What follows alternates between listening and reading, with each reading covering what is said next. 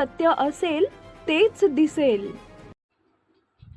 भोंदू मनोहर भोसले यांना धनकवडी पुणे येथील व्यापाऱ्याला व्यवसायात यश येत नसल्यानं व मणक्याचा त्रास असल्याने तंत्रमंत्र्याच्या नावाखाली 1,21,000 रुपये घेऊन फसवणूक केल्याप्रकरणी करमाळा पोलीस ठाण्यात गुन्हा दाखल करण्यात आला आहे.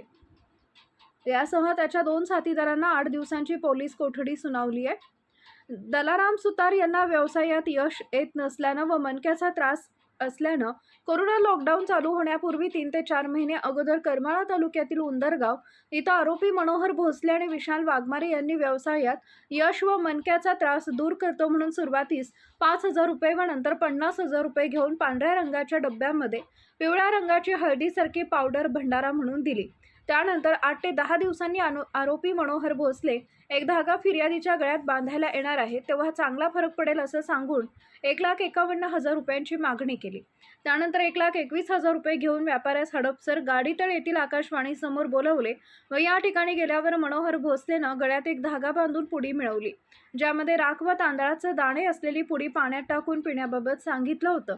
परंतु हा उपाय फिर्यादीस कोणताही फरक पडला नाही. या प्रकरणी करमाळा पोलिसांनी मनोहर भोसले व विशाल वाघमारे याच्या विरुद्ध गुन्हा दाखल केलाय.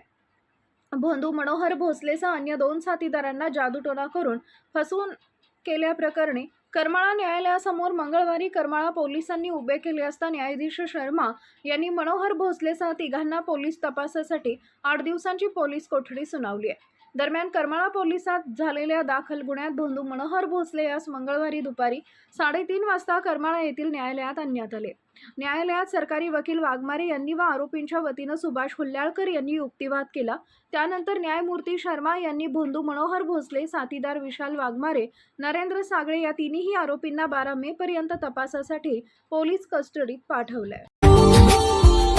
Subscribe now and press the bell icon. Never miss an update.